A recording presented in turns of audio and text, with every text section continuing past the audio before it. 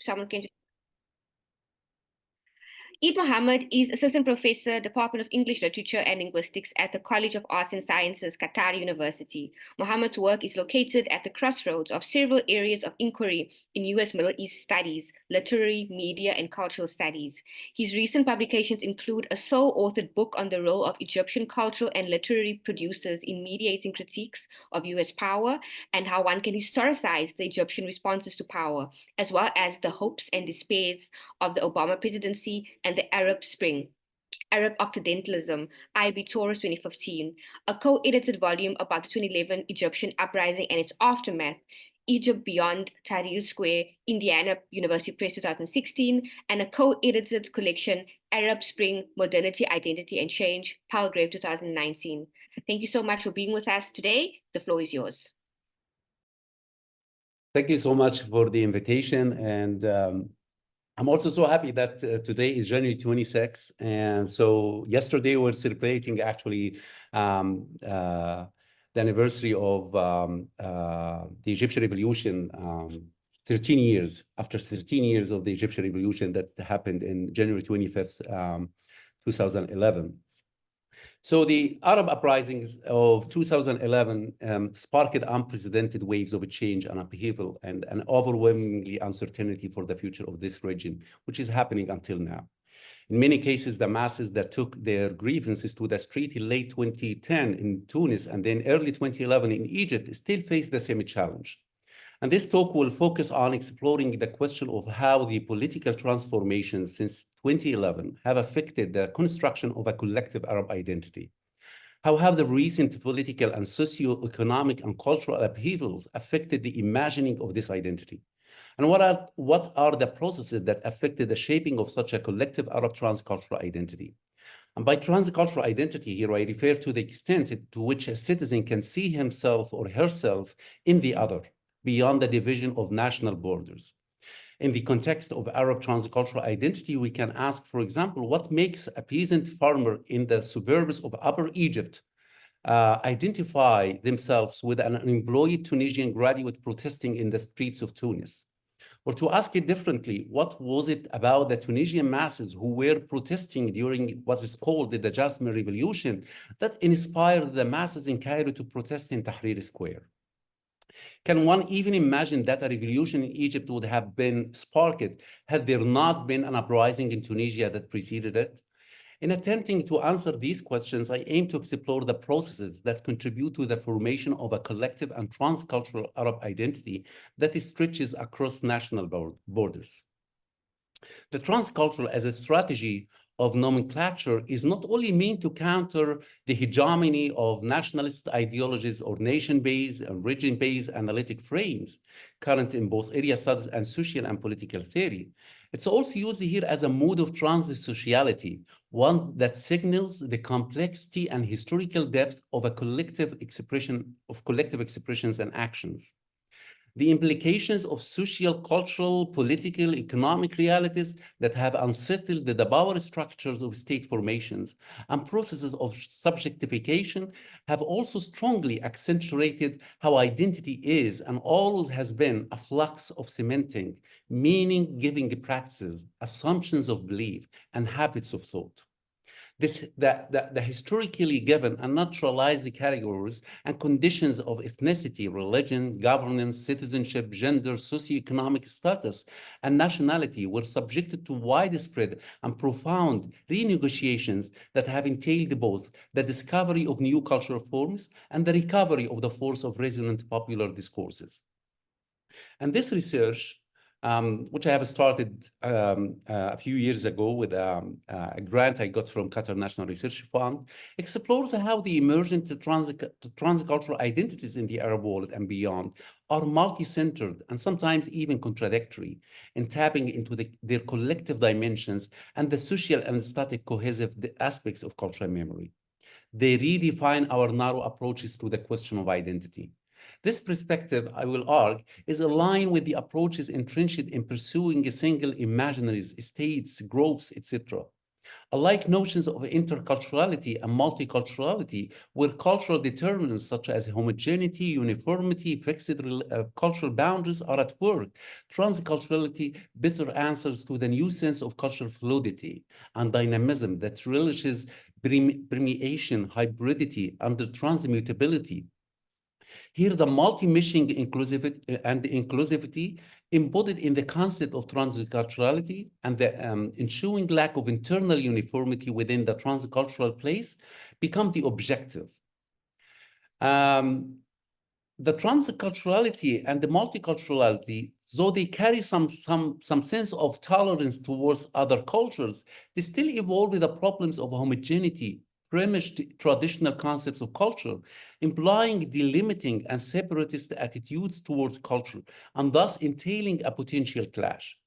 Transculturality, however, promises to overcome cultural essentialism and the fundamentalism, which are embodied in the traditional concepts of single cultures as spheres or islands. The current fluidity of the movement of persons' ideas, mostly involving pouring through and crossing over barriers, diminishes cultural homogeneity. Modern cultures are marked for internal complexity, involving different ways of life, for transnational external connectivity and entanglement, with identical lifestyles transcending certain cultures, and in a way that renders the foreignness binary no more than an static myth. This macrocultural connectivity is coupled with a microcultural individual hybridity that lends greater force to transculturality, with individual identities being formed by more than one reference culture. Hence, transculturality induces a shift in focus from culturally delimiting and separatist divergences to the opportunities to link up or reach out towards building a collectivist, transcultural, inclusivist culture that transcends the constraining monocultural perspective. Transculturality also implies a movement between and across cultural borders that aims not toward a renewed form of homogeneity, but rather toward acknowledgement of diversity, both internal and external, and that captures opportunities to link up in a constant process of transformation. This transcultural movement is not mono or bidirectional, but rather circular, allowing for a shift in focus from divergences as delimiting differences to potentials for internal, external, transformative transculturality, with the transcultural webs being woven with different threads in a different manner. It's notable that in the wake of the uprisings usually referred to as the Arab Spring, the cultural and the artistic scene witnessed a relatively surprising boom of production in most disciplines and acquired a fresh approach to artistic creation and expression. Works of art multiplied and new themes were explored that shed light on the hidden aspects of Arab societies, thus Arab history in the past decades. The revolutions had finally eradicated taboos that had long agonized artists. Movies that depicted the violation of human rights under the previous regimes were screened openly and in movie theaters.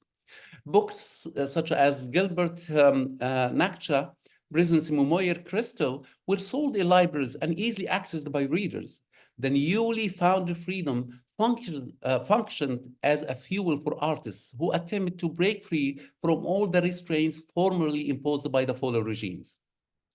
The uprisings have been of momentous importance in expressing the popular consciousness of the Middle East and North Africa region, with respect to demands for socio-political change and with respect to the question of civil agency in realizing the aspirations for political and socio-economic justice. The expression of this movement has notably taken largely cultural and aesthetic forms across diverse media. And my research is trying to do some kind of a crucial endeavor for the recognition and understanding of a changing Arab world. Given that some Western commentators have spoken of the Arab Spring as coming out of nowhere, it's epistemologically important to show how this is not the case. And this research attempts to evidence awareness of the change in social mode and the coming uprisings. The cultural data from the Arab Spring countries provides evidence of a growing revolutionary consciousness that's still there until this moment, after 13 years. For example, the Egyptian band Kairouki's music video, صوت الحرية, or the sound of freedom, is a visual and musical interpretation of the demand for freedom that could be placed alongside the Tunisian singer Amal Mathlou's song كلمة الحرية, or the word of كلمتي حرة, sorry, my word is free. I'm gonna send actually the links for both with the subtitles in English in the chat.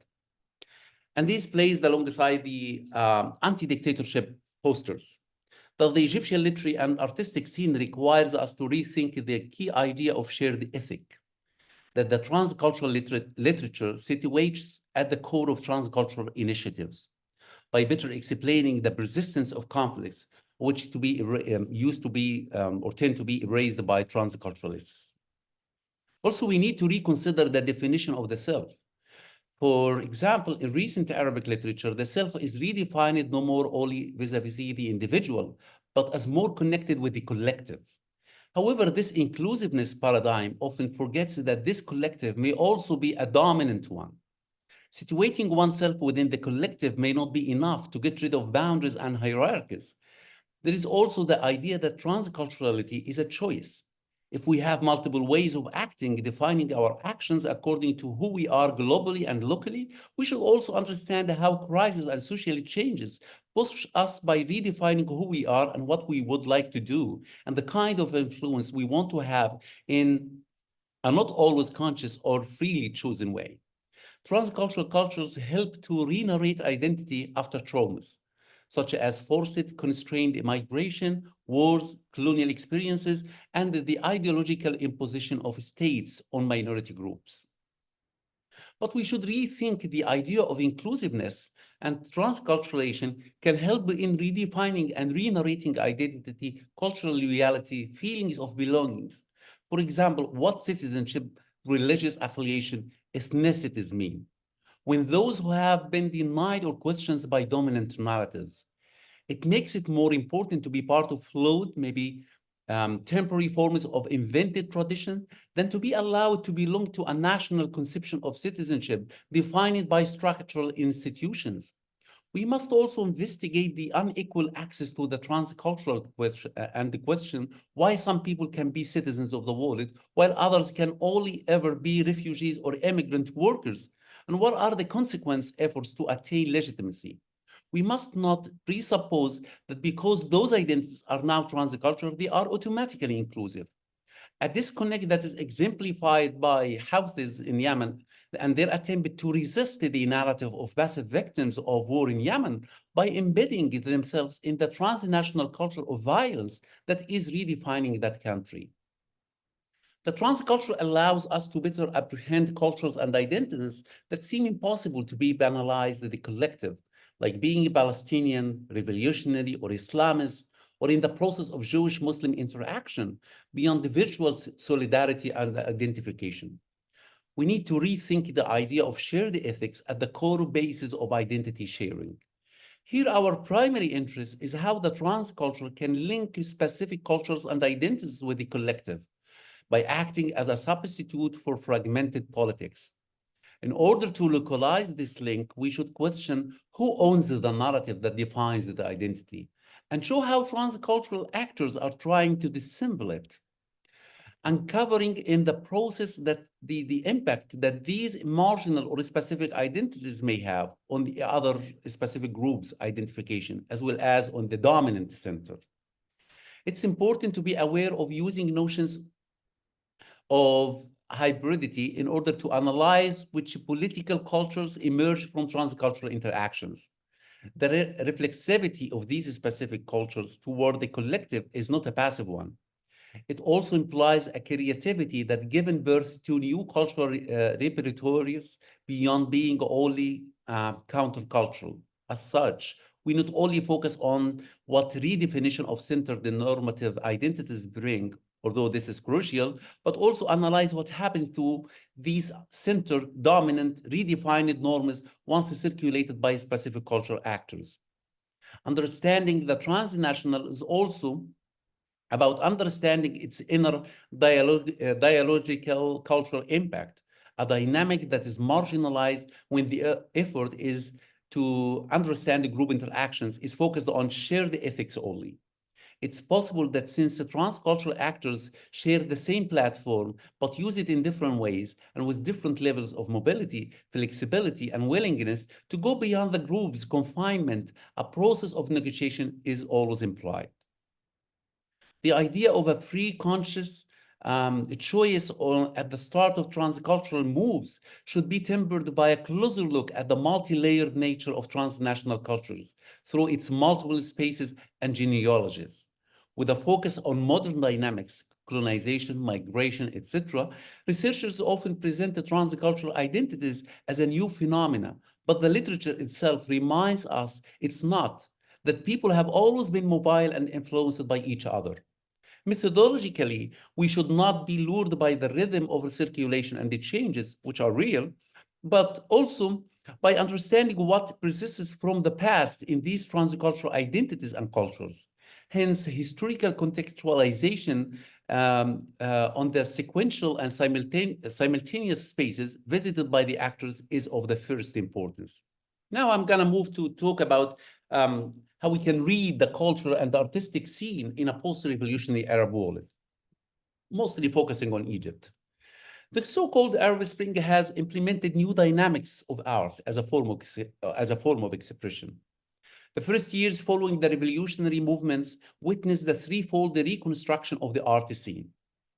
The first one is reconstructing the relationship of the artist to the public space, as in the case of thriving street art, for example. The second one is reconstructing the identity of the artist as an activist and an artist at the same time. And the third one is reconstructing the subject of artistic creation to place political and social issues at the focal center.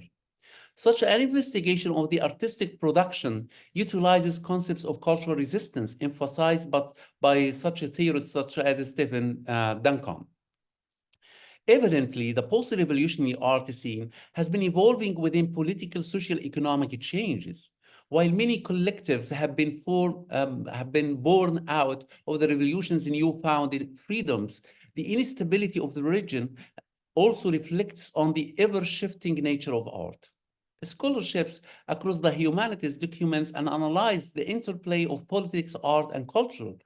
And we can find in what has been produced about Egypt some kind of a scholarly consensus that emerged indicating that 2010, 10 in Tunisia and then 11 in Egypt, Arab uprisings and its aftermath provided a moment of heightened political liminality that fueled and reflected cultural and political expressions in the arts. Art is political and is used to hasten and reflect ongoing social and political change. Within the context of the Arab uprisings, however, scholars debate exactly how art was affected and were affected by the liminal space of the revolution itself and the transitionary period afterwards.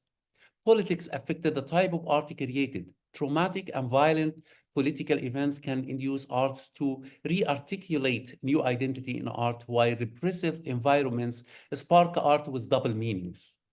Finally, some contend that above all, this political art from the revolutionary context is in itself a form of historical narrative. Cultural production has great potential as a weapon in revolutionary or even counter-revolutionary struggle. Music, poetry, theater, graffiti, visual arts during the Arab Spring were utilized as weapons and hurled at the edge of political change. For example, Brenda Mehta argues in her review of Staging Tahrir and other theoretical work by Layla Sulaiman that theater too can be a useful revolutionary tool that both evokes and sustains revolution.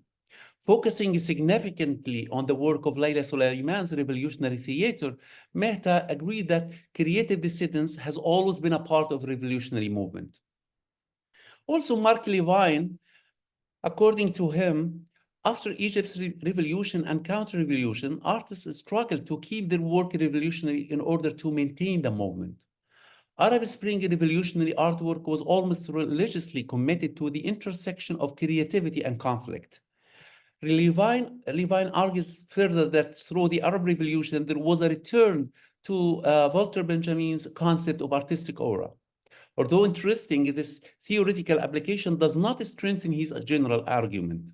His suggestion that revolutionary art demonstrating this aura is not industrialized, commodified, and commercialized the other arts generally are, as other arts generally are. Art is being democratized in the context of these revolutionary movements, as it's no longer something for business, but rather something for political activism. And this argument is weak, as even if revolutionary art is not commodified in the traditional sense, these arts are still selling their art. From YouTube monetization to selling buttons, revolutions, and revolutionary art is not automatically more authentic and less of a commodity. Perhaps even revolution itself can be commodified. Levine also concludes that only recently has art become politicized in the Middle East in the wake of the Arab Spring. The information on art and religious seemed contrived and secondary tagged on at that end. He argues convincingly that even clearly religious, conservative, and fundamentalist groups in the Middle East, like the Islamic State, have been making use of art in their political struggle. The weaponization of culture is not restricted to fine arts and theater. Other forms of culture, such as media production, also played a role in the battle for hearts and minds during the revolution and post-revolution period. In their article framing the Egyptian uprising in Arabic language newspaper and social media, Naila Hamdi and Ehab Gum'a examine how state-run independent social media in Egypt all framed the 2011 uprisings differently. The content they studied was all Arabic in Arabic language, and they engaged with 800 documents to categorize how stories were framed in these different media formats. They argue that the state portrayed the uprisings as a conspiracy concocted by outside forces against the Egyptian state, while social media posts stressed the concept of revolution for freedom. And they conclude that independent newspapers used both lenses in their analysis. Each political camp used the different narratives to shape public opinion of the revolution through its respective media outlet. This study's careful analysis of such a vast array of primary sources data and its utilization of digital humanities tools have been a useful contribution to this exploration of culture as a political force in the context of revolution. According to the analysis of Levine and Mehta, especially, the days of Tahrir in Egypt were a special period of political uncertainty that resulted in especially intense production of politically meaningful and effective art. Their work indicates that the revolution and cultural production is shaped actively by narratives, which can be spun in a variety of directions. Their work recognizes revolutionary cultural production, specifically media production, as a historical narrative similar to that of Radwa Uthman Sharaf. And here we look at art as both and in both ways, as affecting a change and being shaped by the political goals. Scholarship also knows how political upheaval itself affects artistic production and even the self-perception of populations. Traumatic and violent political events can induce arts to re-articulate identity through art. We find, for example, Elizabeth Sand and Siziazl Nas suggested that these sorts of political events can prompt arts to reimagine both identity and community. And these scholars actually were not talking about the Arab Spring, but they were examining the connection between politics and culture through the treatment of two Quebecers novels centered on the aftermath of 9/11 attacks. Both Zand and Nas argue that 9/11 attacks changed two Quebecers writers' understanding of their individual and the national identities. And this massive political event made them question their conception of Americanness. So the production of their novels was a way to overcome trauma. Even though what happened was not in their national land, Canada, I mean, the proximity and historical relationship with America resulted in their need to examine their relationship with the United States, which resulted in a trend for identifying across borders and boundaries. They argue that this is because the authors translated the traumatic American experience of 9/11 into their own context through their novels. And this tendency for traumatic political action to affect the whole region and to encourage trans-border solidarity is also perhaps very clear in the context of the Arab Spring uprisings and the art that has come out of them. It encourages deep introspection, which is then shared in cultural production. Also, from American studies, and myself, I'm coming from American studies background, John Carlos Row's work indicates that the political environment also affects an academic production. His analysis in the field of American studies, but its line of reasoning aligns with those of scholars working on cultural production out of the Arab Spring period and after. He suggested that American studies has become heavily critical of neoliberalism, new imperialism, and American exceptionalism, because the American political climate is currently favoring these positions. Also, the political reality of globalization is sparking a response to the world in the world of academia. And John Carlos Rowe, as a scholar, is an activist in his suggestion that the field of American studies needs to respond to America's political action in the writing, mainly to the problem of neo-imperialism, in order to create and circulate more equitable knowledge effectively. And he argues for a post-nationalist American studies. This activist approach to scholarship is also found throughout the writings about the Arab Spring. We'll take one example by Mona Abaza. Her work, like that of Rowe, centers how the political climate affects cultural production. She is convincing in her use of recent gravity evidence from Egypt's 2011 revolution and its aftermath to demonstrate that urban arts and spaces respond viscerally to political pressures. She suggested in her article that Egypt's new political climate after the revolution is repressed, and thus is repressive, and thus political dissent is being channeled through street arts like graffiti. Abaza examines how urban Cairo was transformed after the revolution, when violence was unleashed in the city.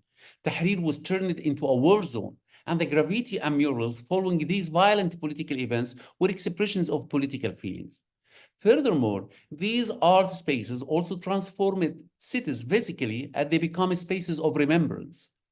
Abaza's work is forthrightly an activist work. She is ardently anti-Egyptian military, arguing that the military in Egypt are liars who claim to have protected the revolution while they actually took steps to repress it. And these sorts of claims, which also she waves into her narrative, lacked any substantial citation. However, she effectively examines various artistic endeavors and links their creation to specific political circumstances. Her position is filtered through consistent, aggressive distaste for the Egyptian deep state. Political climates affect arts production. We can see this in the article by Yusuf Raha, titled In Extremes, Literature and Revolution in Contemporary Cairo, where he agrees that the political establishment often co-opts artistic production for its own ends. This assertion is echoed by Naila Hamdi and Ihab Gumha when we talked about their work about media studies, whose work showed that the political events of the revolution were spun by different media outlets to support completely different political narratives. Raha also claims that since the 2011 Egyptian revolution, Egyptian novelists have had to navigate a new climate in their writing, in which they are expected by critics to write politically engaged works.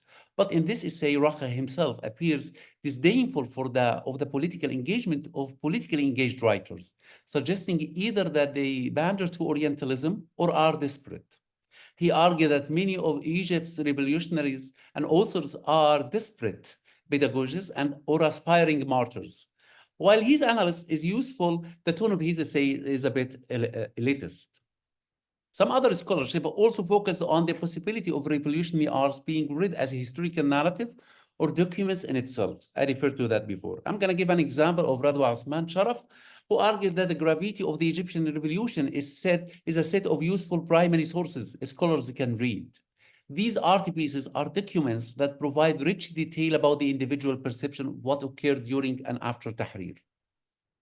Sharaf's photo essay examines images of graffiti on Cairo's streets between January 11 and June of 2013, suggested that Cairo's graffiti transitioned from largely apolitical to narrating Mubarak's process. Mubarak is the ex-president of Egypt, of previous graffiti is debatable. The documentation of the revolutionary graffiti is convincing in her essay. Sharaf shows how artists have offered visual histories of the revolution. And she articulates the political and historical circumstances that elicited the graffiti pieces that were found along Muhammad Mahmoud Street. She presents graffiti as an important documentary tool for the history of the Egyptian Revolution, as it was able to provide a window into artists' perception. And she concludes that echoing those suggesting that political expressions affects art and that repression of artistic freedom and expression results in even more creative artistic messages in Egypt. Mona Abaza also echoes this sentiment, suggesting that a revolutionary space or revolutionary spaces are dynamic, so is the art that accompanies them. If we talk about artistic and literary expressions in Egypt and what we can call a new political imagination, let's talk about the concept of political imagination, which is essential to understanding the evolution of political identification, has been asking how political imagination may change the environment, the borders of a community, and the relationship between the self and the other. Overall, political imagination is conceived as a real, daily, individualized political practice and aims at replacing a holistic understanding of a change through concepts such as ideology, culture, and revolution. Originally rooted in Benedict Anderson's analysis of an idealistic communitarian reimagination of nationalism, political imagination is, however, uprooted in real-life events and interactions and brings back individual agency at the center of the redefinition of the world. This political imagination is, of course, fed by inherited historical definition of the communities, the space, and the self, but also by many fluid, real and virtual, local and global interactions and identification, and thus does not limit people to the reconceptualizing of the nation. The notions of hopes and dreams is at the core of how political imagination takes place. It's not actors' place in the world that delimits their agency, but their ability to think differently, about to reimagine politically, that allows them to take action. Some authors consider that the production of images and text is central to political imagination as a political creative process. Here, it's important to understand how various groups in the West and the Arab world have produced the political imaginaries that have had an impact on their people's place in the world. The main question should then be how those have affected those lives and how these two segments are interacting and how they see themselves and the other. The question of otherness is central to that field. It's about building a representation of others, their goals and intentions within collective life, and using their representation to influence, limit, or enhance the possibility of others achieving their imagined aims. These two phases are, of course, cyclical and interdependent. Political imagination as a product of the interaction between the individual and the world influences the meaning that one gives to the community one belongs to, by which I mean the capabilities of resistance, of reform, or on the contrary, the inability to be unified, respected, etc. It's first and foremost a tool for critique and the change. If reimagined communities have been analyzed mainly as a way to correct universalism in its neoliberal understanding, I think we should also explain how the sublimation of the other, and especially of the United States as a pervasive, has built an idea of fragile Arab communities, and of course, fragile but somehow necessary states and corrupted regimes. Nevertheless, the emerging figure of the digital citizen and the consequent possibility to escape inherited self-identification thanks to its lack of geographical, social, gendered, and historical localization seems to make possible new political imagination that give hope for meaningful agencies that are capable of influencing how one thinks about one's capacity for action and agency. Political imagination is often thought of as a tool to distance oneself from neoliberalism. In the case of post-Arab Spring countries, it has been quite remarkable how some rejected frameworks that neoliberal states, media, funding agencies, for example, were trying to impose their own imaginative frameworks on what happened.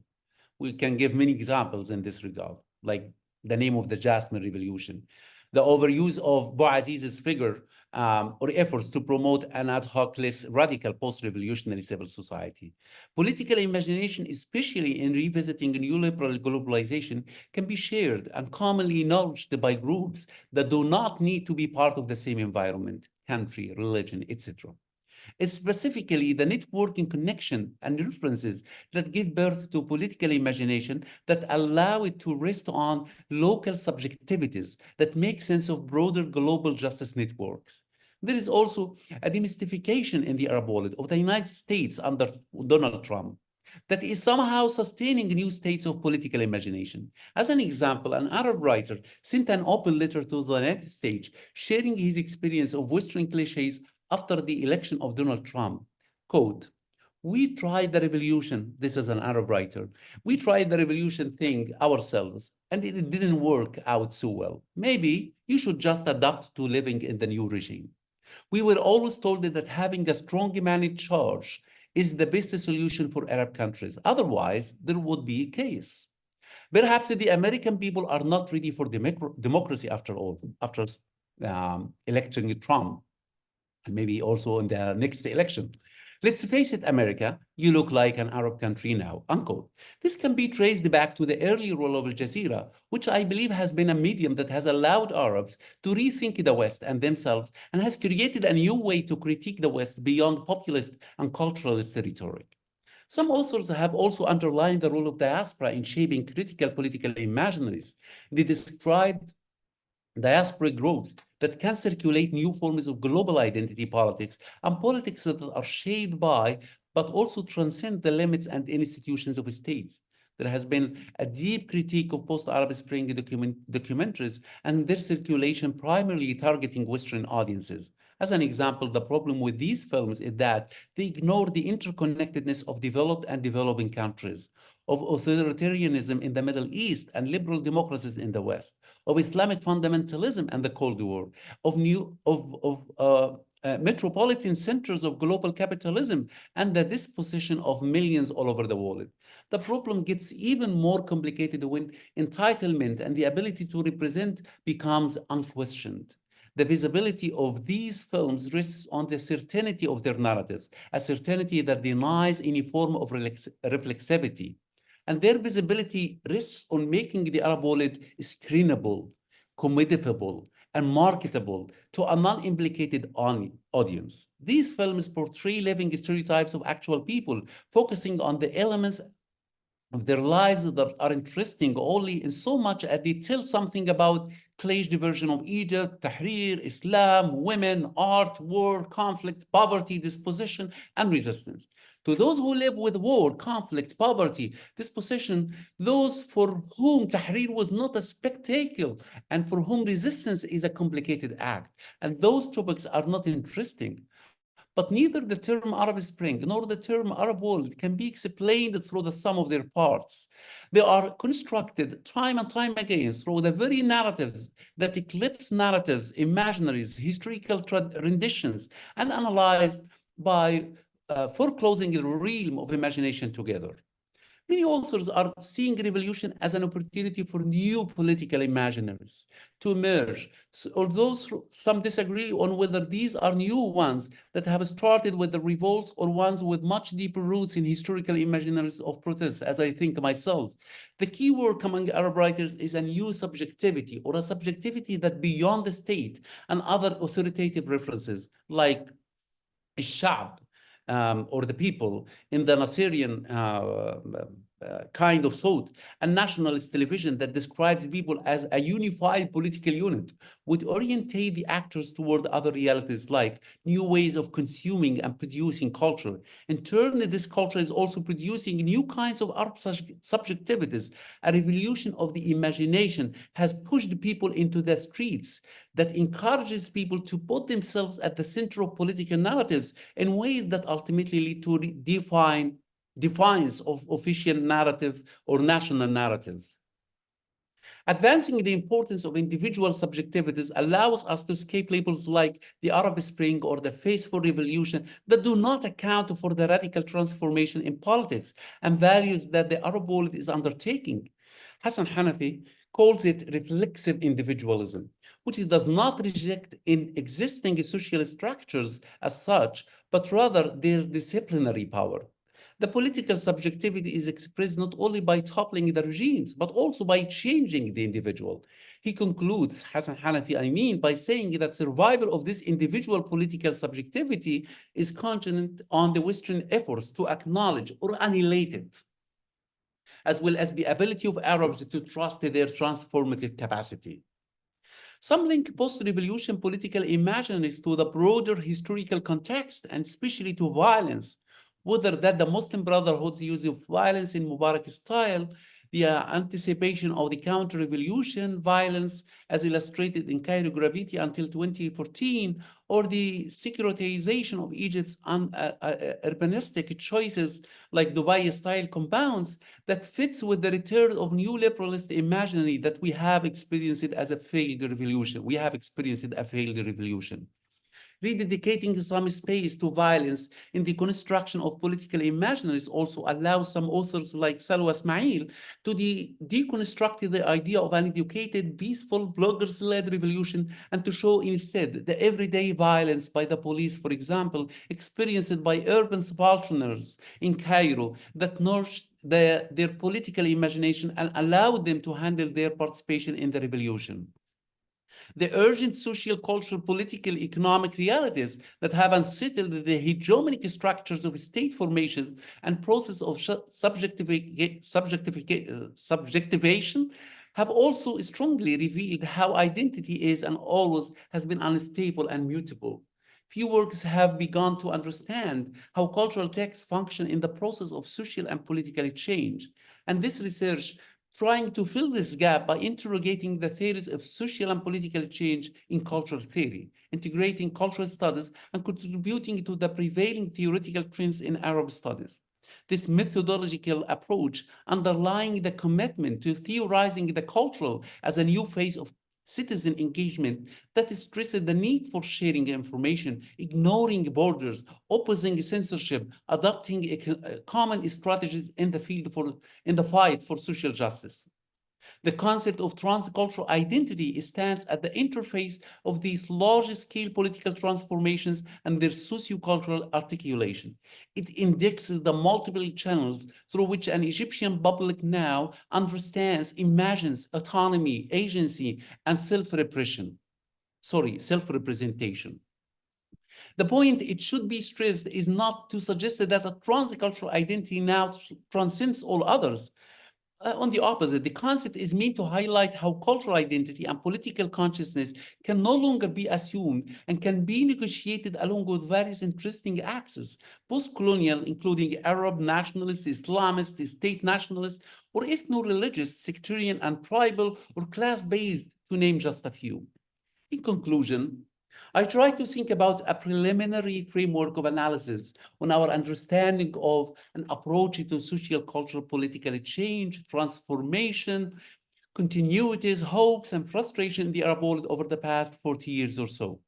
What has become clear is that scholars should focus on a change in a multi-layered way to avoid the cliches carried by the analysis of brutal change after the revolution, awakening, or its consequent authoritarian stagnation, an approach that considers the change only in terms of rupture, transition, and such simplistic binary tensions as modernity versus tradition. Considering a change as a multi-influential, multi-scaled, long-term process may help us analyze in a finer way the transformations, both visible and invisible, of Arab identities and social realities, and also it will keep us optimistic about the future of this region. My research tries to draw attention to the corpus and material gathered by individuals themselves to express willingness or fear of a change. It's through their horror, satire, images, and novels that we can get a sense of the discontent of views that will inevitably lead to the next revolution. It will keep us optimistic. The crowd re-articulates history as local, connected, and malleable to the will and desire of political subjects, as opposite to the will of a corrupt dictator. People are rewriting a change that they have experienced through autofiction, biographies, or istishhad narratives, and the like. It's important to localize a change to see how people retranslate and understand the revolutionary grand schemes in their daily lives and what kind of anxieties and fears may arise from the discrepancy between the revolution's promises and local experiences. It's important to investigate the autofictional blogs style of writing and social networks on building a new artistic and literary communities, as well as the great extent of religious and moral motives in recent writings. Thank you so much. Thank you so much, Professor. We will delve into the next segment, which is an interaction with Professor Makon. Professor Makon, you are invited to have an interaction. Thank you very much, Nana, and thank you very much, Mohamed. Let me start off with a very elementary question, and then we can continue our conversation. And after a couple of interactions, I'll hand over to my colleagues. In your presentation, you kept at times referring to the events that took place in North Africa as part of the Arab Spring, and at times you were referring to them as part of the Arab Revolution. Now, with Ashraf at the back of my mind, what exactly, how do you categorize those events? Were they part of the Arab Revolution, or is it part of the Arab Spring? Because whatever, if you opt for to call them the Arab Spring, there are certain conceptual and political implications that flow from that. If you call it the Arab revolutions, there are certain conceptual and political implications which flow from there, which are radically different from those that emerge when you are talking about the Arab Spring. Yeah, as I mentioned, thank you so much for this interesting question. As I mentioned in my presentation, like these names, whether Arab Spring, Facebook Revolution, Jasmine Revolution, are restricting the changes that we are witnessing in the Arab states or the Arab communities into one phase. Like it has been there, an Arab Spring or a Facebook Revolution, Jasmine Revolution, it's done. It's something like just like you make it limited to a specific period, a specific phase has passed, which I don't believe. So what I believe in is what we witnessed during the 2010, 2011, and is still in process until this moment. Even if we are disappointed with what's happening in most of these states until now. But what we have witnessed is a kind of a change. A change in the mindset of Arabs that has been still in process until this moment. So we used, before 2010, we used to blame the West for every single catastrophe, every single problem we are facing in our life. We have been trained to do so, actually. We are backward because of the West. They would like us to be in the back. We are divided because of the West and the colonization. We are so and so because of the West. So everything to be blamed to the West.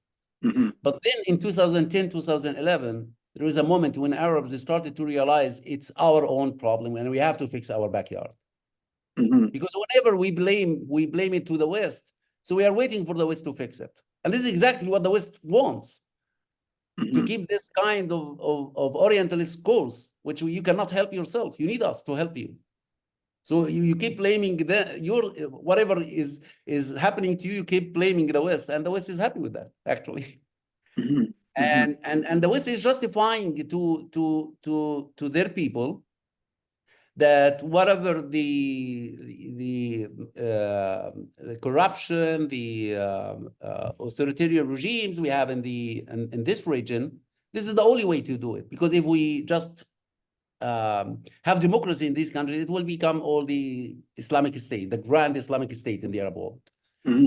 So I think that moment is very important in breaking this stereotype and breaking this kind of thought. So there is a change.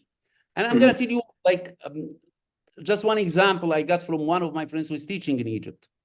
He said, students before 2010 or 2011 are different than the students I have after 2011. When I asked him how, he said, like, students used to, and I used to be a faculty member at Al-Azhar University, and I told there, students rarely, they ask questions. rarely they have like this critical thinking about what they are being taught. But after 2011, they felt that they have the power to ask questions and to negotiate their answers with their professors. And this is reflecting the kind of a change you are witnessing. Even those who are supporting the current regime, even those who are supporting the current regime, which you consider like authoritarian regime, they are actually doing this while exercising critical thinking. They are trying to justify what we have in hand by using critical thinking. That was not the case before.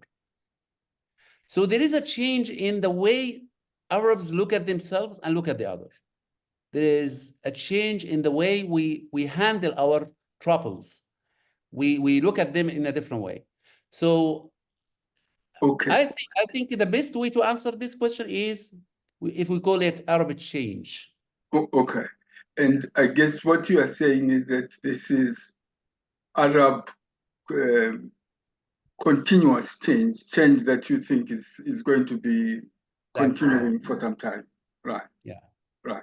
Okay. If that is the case, and I've no reason to, have every reason to believe you're right. If there is this Arab change that is continuing, there must be certain major differences about how that Arab change is handled within Arab communities. And if so, what are the fault lines of differences within those Arab communities? Yes, there's Arab change, but within these Arab like how we see these changes? Yeah. How you mean like how we see these changes happening because if individuals are now critical and they're questioning power, they're not likely to question power in the same way. So in other words, what are the new fault lines which are emerging within the Arab communities, which may have been masked in the past? Because once you get people to ask questions and they're asking, certain new political formations begin to emerge, which might not have been the case, or which might not have been obvious in the past, become clearer as you move on. Do you get what I'm trying to say? There was like a little bit of a disconnection so if you can just repeat the question, I would appreciate it. Let me reframe it. Any process, once it is underway, creates unexpected new social formation. There's certain new alignments begin. How we see this in a kind of social transformation happening, like yes. I got your point. Yeah. I believe it's happening. This is happening on the level of like social transformation. Yeah, it's happening, and this is what I refer to. And like even those who are supporting the current regime are being affected by what happened in 2011. They are thinking within the context of 2011 moment, and they like. But how we gonna see this on site? Like how are we gonna see this making a change in how Egypt as a country, Tunisia as a country, Syria as a country is witnessing this change at the level of the state? I think it will take time. It will take time. Okay. If you just look at the history of the Arab nations, like for long decades, those people have been occupied for a long time, regaining their identity after this long time of colonization. Definitely it will take time. But the point, what exactly the importance of that point? Call it revolution, call it revolt, call it spring, call it whatever. The importance of that point is that it constitutes a kind of epistemological change in the way you define yourself and you look at the other. It's a kind of a real post-colonial moment. Like Hamid Dabashi, when he wrote that book, the professor at Columbia, about Arab Spring and the end of post-colonialism. And I had a conversation with Hamid about it. I said, it's actually the beginning of post-colonial. Now we are in the post-colonial era. What we are witnessing right now is really a post-colonial moment.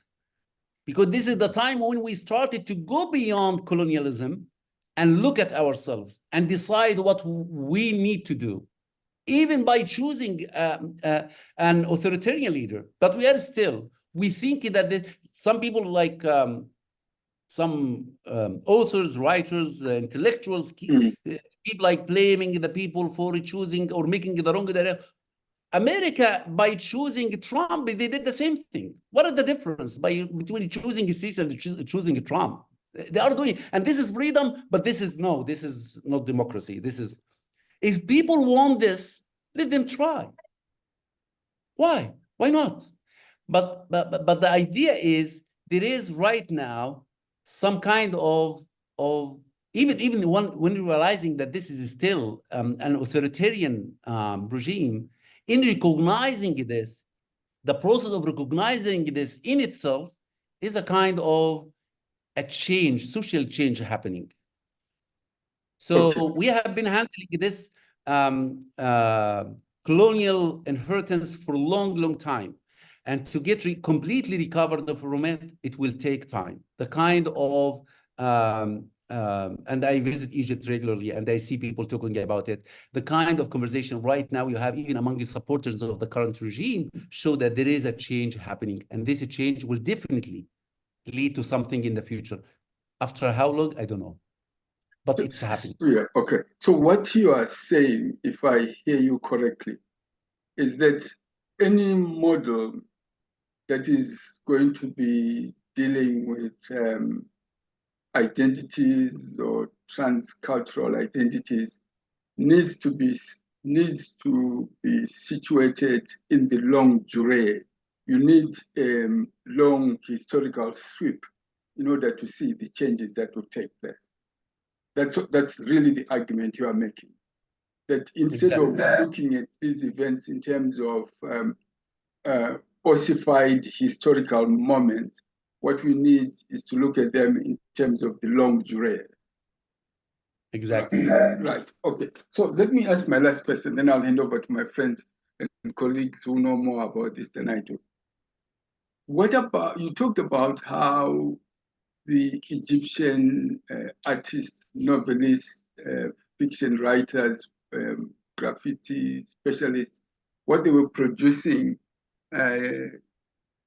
after the Arab moment was slightly different from what they were writing, let's say, before then. So I was just wondering, what about the Arabs, authors and artists who don't live in North Africa, who perhaps, let's say, live in Detroit or live in Europe or Arab Americans or Arab Canadians. Yes, Arab Americans. Their art, for example, what they've been producing after these events also changed. Or putting it more bluntly, to what extent does the artistic production of Arab Americans, to what extent is that also reflected the changes in courts in the Arab world? Yeah, it's very interesting. Thank you. This is a very important question because I'm also interested in Arab Americans. Yes. To make the long answer short, it's very important to look at the moment of departure for the Arab Americans. Before the Arab Spring, it was classical Arabic works. When Moja Kaf wrote emails from Shahrazad after 9/11, she was returning to the classical Arab classical figures to empower herself in the American community and to deliver a message to the American community through returning to Shahrazad, emails from Shahrazad. But in the post-Arab Spring, we find many Arab Americans feeling proud of what happened, even with those who are writing like with some kind of disappointment after what happened in 2013, 2014. They are still returning to the moment of the 2011, 2010, feeling proud of that moment. Okay.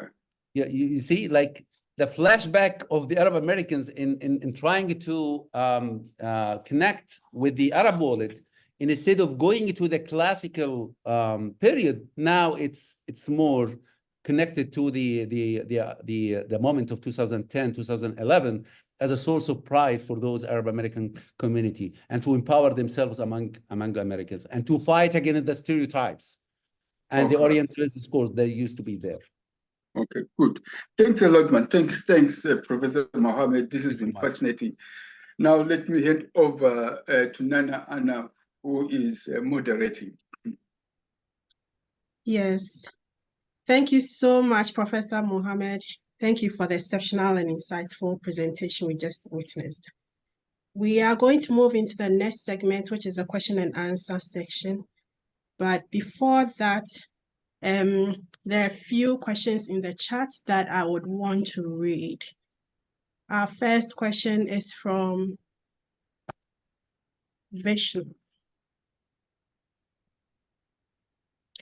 And she thanks you for the insightful and impactful presentation. And her question is, what defines the boundaries of the Arab world? What are the similarities across Arab countries which connects them, thereby unifying them through this construct? So she goes on and she says that at GVF on this platform, we have had several speakers who embrace the term Arab world. And then there are others who also find the term very challenging. So she wants to know your own perspective on the term Arab world.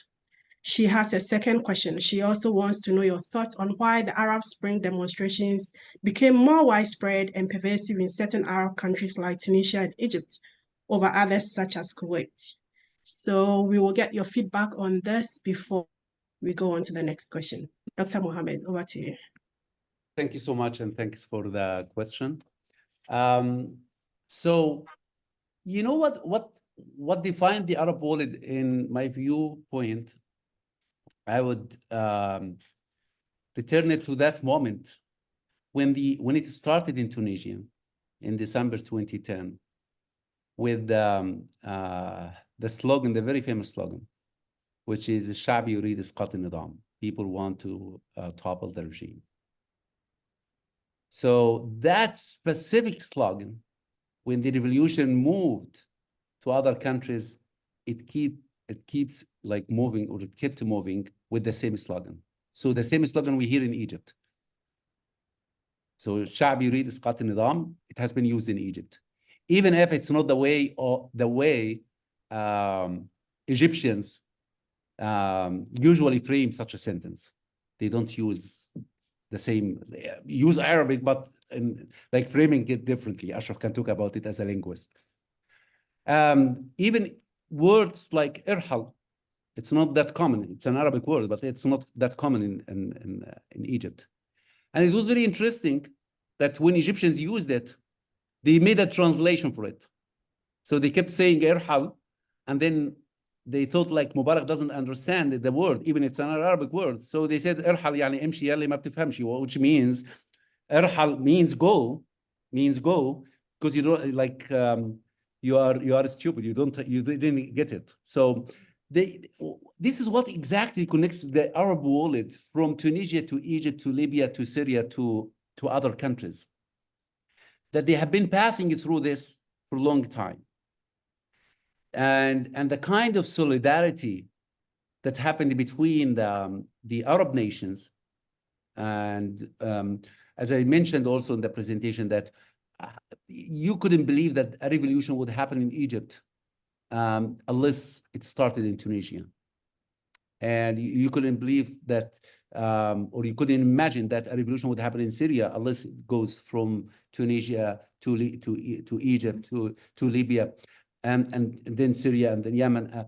So this is what connected. They have been passing through similar experiences, and they have been defined themselves. They have been defined by a shared history of oppression and aggression from their regimes. They have been defined by a long history of colonization and what has been left by that colonization on the way they define themselves and the way they look at the other, and so on. So this is with regard to what defines or what connects the Arab world. The other point is demonstration become more widespread and in certain Arab countries versus others. I think it's all related to more to the economic situation in some countries, and the sectarian and tribal situation in other countries. So these two elements were very decisive in deciding which nations are more close to that moment, comparable to other nations. Mostly it's about authoritarian regimes and the way they have been encouraging corruption at all levels, and the majority of the people in these states are suffering, while a few people are enjoying the resources of the state. So it's more about the shared. We're talking about the shared ethics, but also about the shared pains between these nations. Some of these nations, as I said, like the sectarian level was like we've found it in Bahrain, for example, even if it's a Gulf country and it's rich. It started also in Bahrain. Yes, for it was less than any other Arab country, but the sectarian position in Bahrain has been playing a vital role in that. Hopefully I did answer that. Thank you, yes. Thank you. Before we come to Ashraf, who has the hand up, we will go back to the chat box and we will go to Teboho. Teboho has a question, and he says that the Arabic states find unity in common challenges of outside aggression to collaborate, but state existence is supreme. Art and culture are weaker in determining change than political survival, interest, and future. And his question is that, what would you say to the theory that political realism argues that political state values and leaders have dominating and determination of reality status quo and change to new status, and not in Marxian terms, substructural reflection of the political substructure? Find unity in common. Yeah, I'm trying to read it as well. Well, Teboho, if you are here, you could expatiate the question further. Yeah, find unity in the common challenges of outside aggression to collaborate, but state existence is supreme. Art and culture are weaker in determining a change than political. Yes, so I'll clarify. Let me clarify. No, I got it. Okay. But I'm gonna skip the political science part because I'm not a political scientist. I've never claimed to be a political scientist. Okay. But what I think I'm interested in the last part. What about like art and culture being weaker in determining a change than political survival? It might touch with the political science, but it's coming from cultural perspective. I don't think that there is a real change to happen politically without starting at the art and cultural level. This is my belief. I think part of the problem we faced in the 2011-2010 moment is because the culture has been subjected to the authoritarian regimes, like intellectuals find themselves at that moment completely isolated from the people. I'm talking about the Arab intellectuals, whether in Egypt or in Tunisia, they are completely isolated from the people. And some people wrote about this. Shireen Abu Naga, an Egyptian professor at Cairo University, she wrote a book about the failure of the intellectuals. So I think art and culture are important elements in initiating the change, in maintaining it. And the change is like, if you are able to make or to create a new culture amongst people, which I believe is happening since that moment, even if it's slow, it's the kind of a change we are looking for to see, like at the level of the state, is not happening yet. But the kind of a change that's happening in the cultural scene is very important in the long term for the change we are looking for.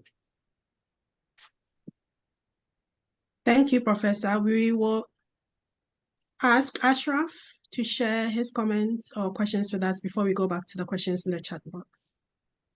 Ashraf, if you are here, please, the floor is yours. Thank you so much, Nana.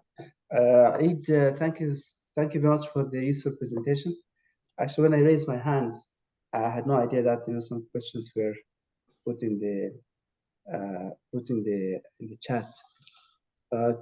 Just a few hours ago, the International Court of Justice has delivered its verdict ruling on the emergency measures requested by South Africa as genocide case against Israel over its war on the Gaza Strip. This is seen as a win case for South Africa. It's the only country which filed a case against a genocide case, a genocide war. The Arab world, the Arab governments were silent, didn't even say a thing. This is an introduction, or on this basis, I'm going to ask about or problematize the notion of transcultural identity. What are the limits of this transcultural identity? Can we include South Africa in this Definitely. transcultural identity? Yeah, that's the question. I right now I'm some of the like when I go and buy stuff for the house, I buy the South African fruits and vegetables. Yes. Yeah, I give them preference to some Arab countries. So yes, there is. It's exactly at the essence of that idea. Like here, transcultural identity is not connected to the race or ethnicity or language. It's the kind of solidarity that is happening between and you can find it among some people who are demonstrating for the sake of Gaza in Canada. Or I was like I witnessed one of the demonstrations in Canada, like thousands of people in Montreal, and the United States and other parts of the world. Those are the people who are actually experiencing this kind of transcultural solidarity. Yeah, that's great. Yeah. Yeah, second point, just for the sake of conversation, you interpreted the Bash's book title, which is Arab Spring and End of Post-Colonialism, in that, the Bash is saying the revolutions actually ended the post-colonial condition, and you say, actually, the post-colonial actually has just started. I read it in a different way, but it's very interesting to see how you read it. I read it in this sense. What the Bash is arguing is that the post-colonial condition in the Arab world is actually a continuation of the colonial condition. In that way, the Arab revolutions could be seen as starting point for reflecting critically on the colonial condition in which the peoples are living. Mm-hmm. See the point? So in that sense, we did not actually go beyond the colonial condition. We're still living in a chronic condition, a very chronic, a very drastic, brutal chronic condition. I don't know how you react to this point. About the political imagination, it's very interesting because you spent some time working on it, and I entirely agree with you. But actually, I'm inviting you to go further and look into the projects, particularly grassroots projects, which contain politically imagined worldviews, to replace existing social and political order.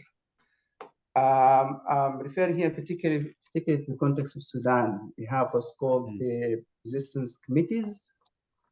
They have written bottom-up what's called the Revolution Charter for Establishing People's Power. I guess I'm inviting you just to look into this document. You might see something different, because this is something I'm going to say unique to the context of Sudan. And this will lead me to the question again, or to the point of the concept of transcultural identity. How to strike a balance between the specificity of these contexts, of a specific context in the Arab world, and the universal aspects of this concept. Because there are universal aspects of the concept of cross-cultural identity and specific aspects. Am I right? So how to strike a balance? How to combine them?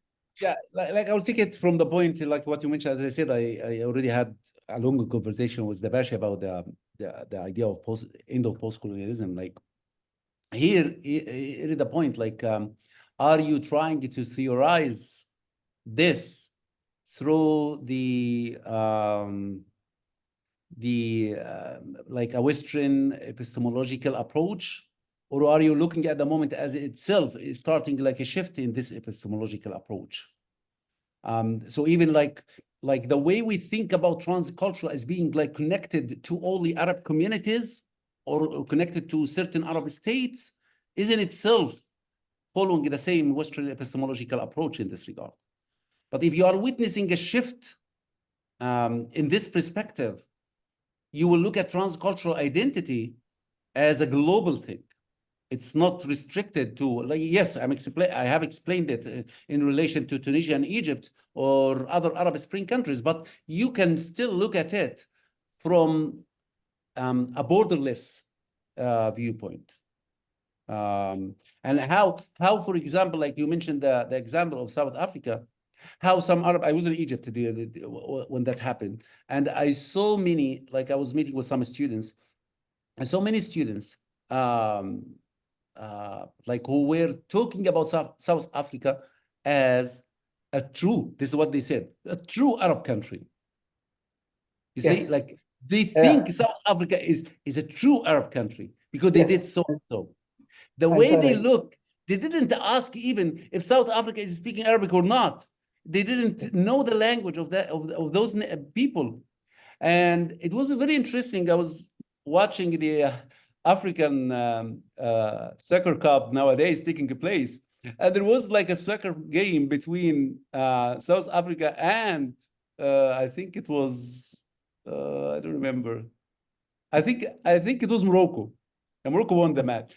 But one of my colleagues watching this with me, he said, like, actually, like, my heart goes with South Africa. I want South Africa. So even if it's playing against an Arab country, but this is exactly the transcultural identity that I'm talking about. He's moving to, he's supported to South Africa.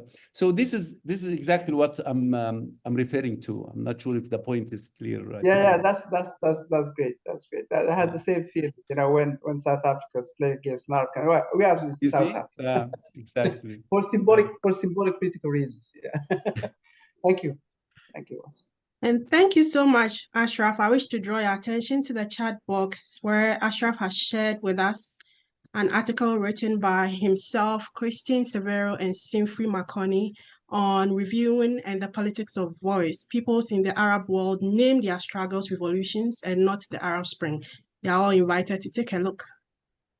We shall give the floor to Professor Maha Maran and then we would go back to the chat box for the rest of the questions. Professor Maha. Hi, everybody. Hi, Dr. Mohamed. Thank you so much for your presentation. I'm Moroccan, so I don't know how I feel about this topic. I'm so sorry. I'm like, But alhamdulillah, they won it. Yeah, I'm not following, so I don't know. But I think this is a really important segue to my question, because you know, you're referring to Egypt as the Arab world. You're referring to Morocco as an Arab country.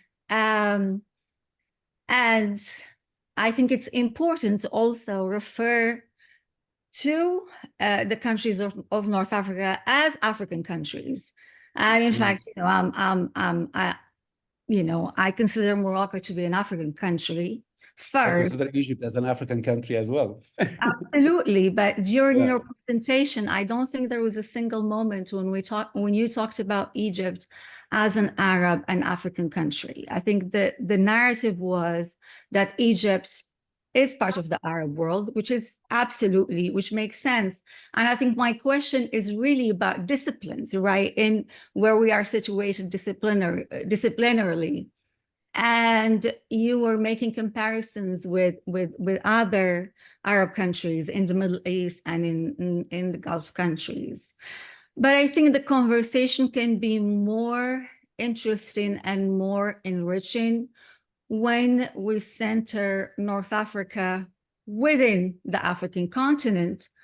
Because while you were talking, I was thinking about all these very interesting comparisons that we can make with Burkina Faso and Niger.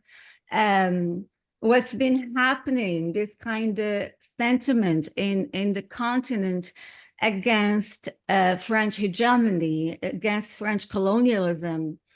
And, you know, sort of, you know, as a Moroccan and as sort of being part of that Francophone African world, what's happening right now in the continent in terms of potential for upraising the sort of the anti-colonial sentiment, the sort of the rejection of the French colonial presence and the colonial presence in general.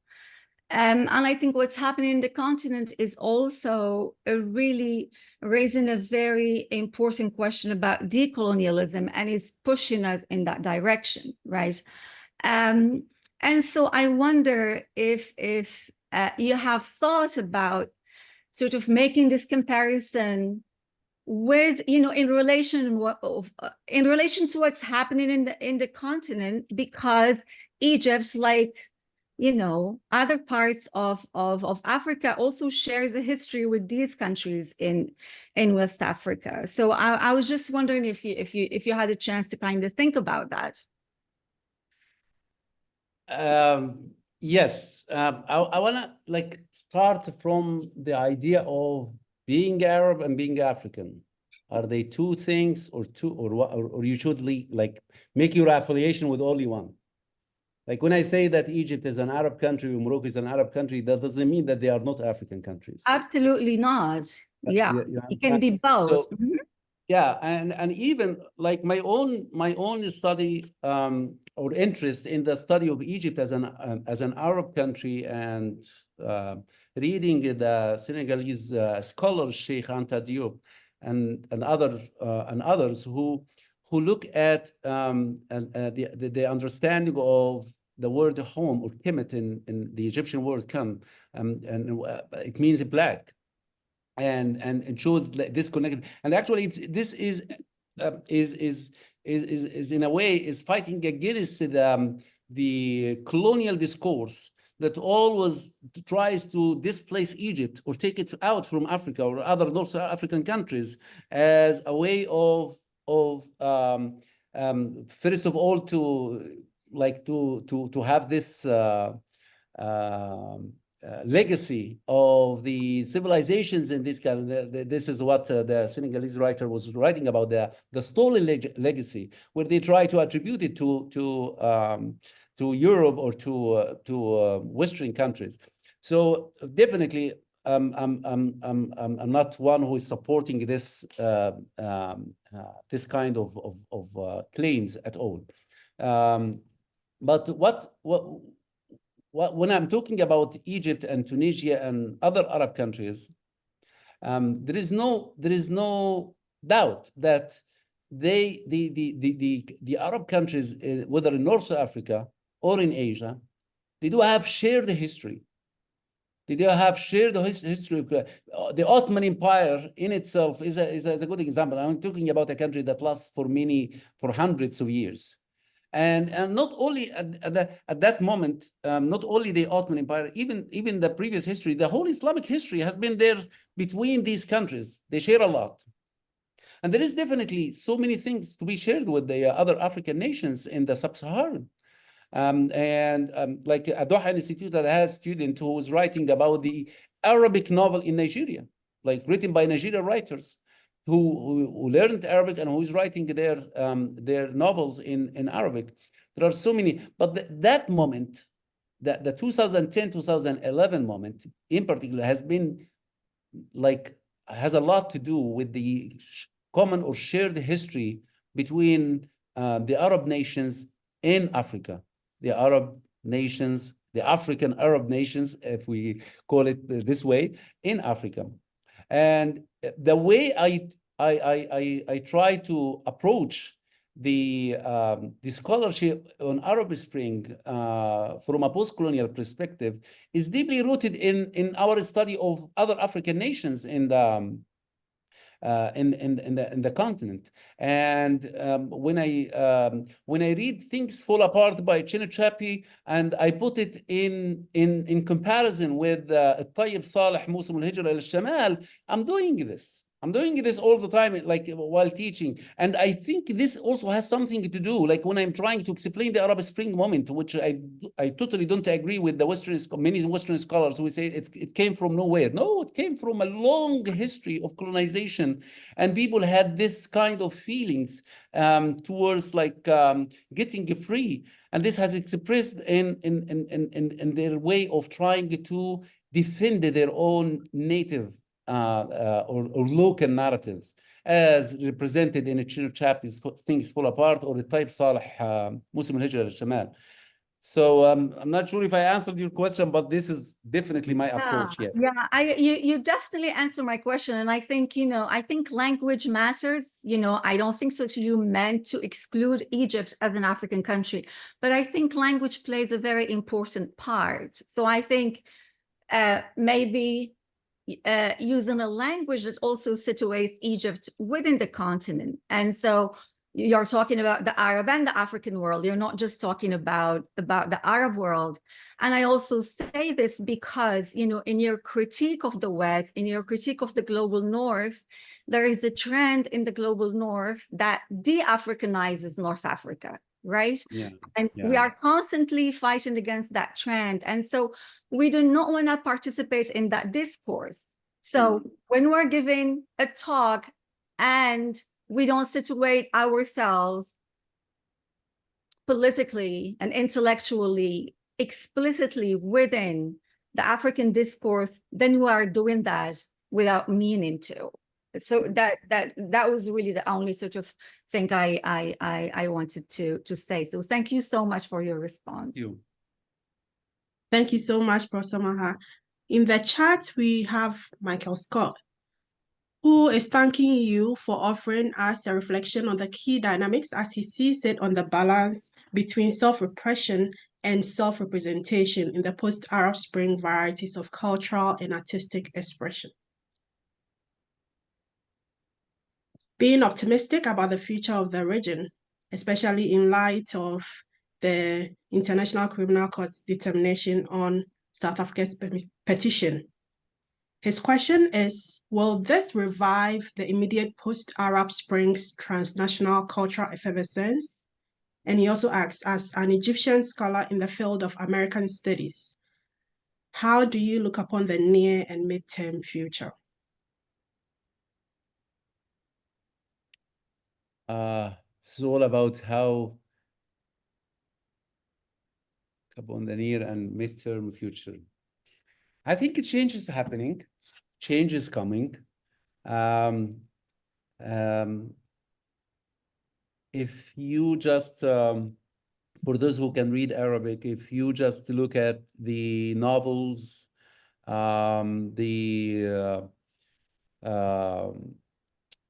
cultural and literary production in general, you will see something happening. If you just look at some of what they call, like they are named the influencers, YouTube influencers, you will see changes happening. State is not anymore the only source of cultural or cultivating a specific viewpoint or taking people to a specific direction. State is not the only player right now. So we see individuals, and we see this also in various literary and cultural production happening until this moment, where creativity has, like as he mentioned in the question, creativity has increased. Creativity has increased in the way they try to insert political messages in whatever they are saying. So especially those who live within these countries, like within Egypt or Syria or Tunisia, the kind of creativity in delivering their political views in a nice, like wrapped messages. This tells you about the future. The future definitely is on the side of a change.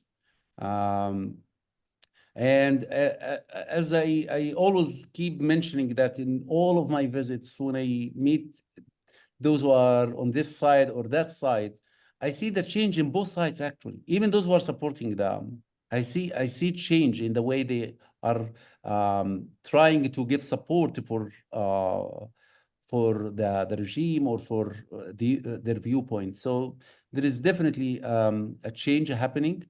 And I believe that this is, yes, a historic turning point in the Arab region. And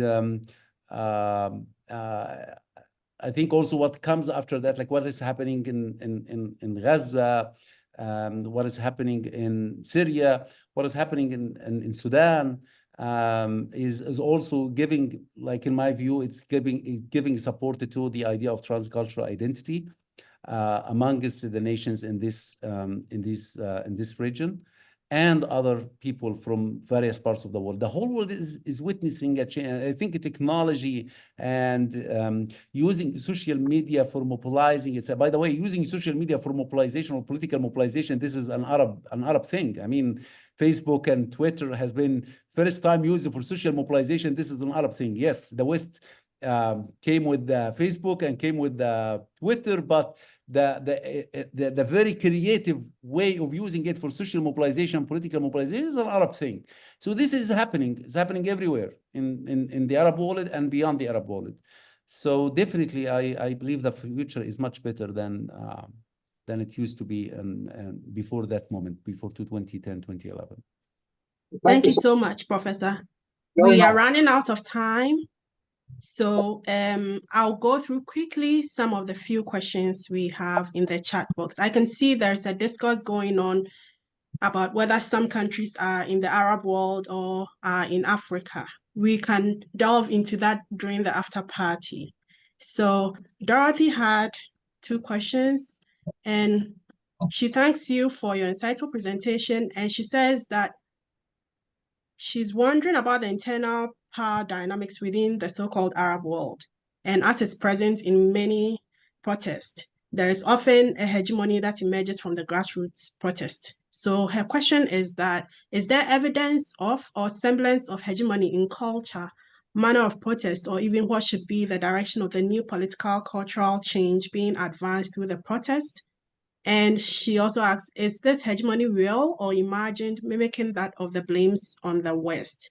Before you answer this, we have just about 5 minutes to end this formal session so that we can go into the after party. So if you can be brief in your explanation, then we can discuss it further in the after part. Thank you. So I believe the evidence is clear in the kind of increased literary cultural production coming from the young people in the Arab region. That's a brief answer. Is this hegemony real or imagined? It's real. It's real in, as I said, like if you just compare the number of creative arts coming from young people since that time until now, comparable to any other period before that moment, I think this would be a clear evidence that there is a change, and this change is coming from those young people. Thank you very much. Professor Spears raises some interesting questions that have garnered a lot of attraction. There are people commenting on that. I am certain that if we start with the questions, we will run out of time. So Professor Spears, with your permission, can we discuss your questions during the after party? Yeah, that's fine. Okay, thank you. So Professor Makoni has to leave us. So we will take our last remarks from Professor Makoni and then end the formal session. Right. I would like to thank Mohamed for this presentation. It follows in very neatly with the presentation by Maha last week, and it was interesting to be able to juxtapose the arguments that Maha was making, and it's good that Maha is on this call as well with the comments that Mohamed was making. And I think we're going to have another series of sessions that deal with issues about Arab identity. And then in terms of structure, what is interesting is that next year, Ashraf is going to be organizing the Southern School at his institution. So most of these arguments are going to, which is in Doha. So most of these arguments are going to resurface, because the way we organize the Southern School is that we do concentrate to some extent on the local debates within which that particular school is situated. So I'm sure Ashraf will be able to expose us to a lot of debates around these particular topics when we visit him in Doha next year. Right. Nana Anna, thanks a lot, and thanks to everybody. Now we move on to the after party. I just want to say thank you all. I did enjoy the conversation. Thank you so much for the invitation and for the very fruitful conversation I had with all of you. Yeah, thank you very much. Now this is the after party. You can drink your wine. You can ask questions. Nick is raising his hand.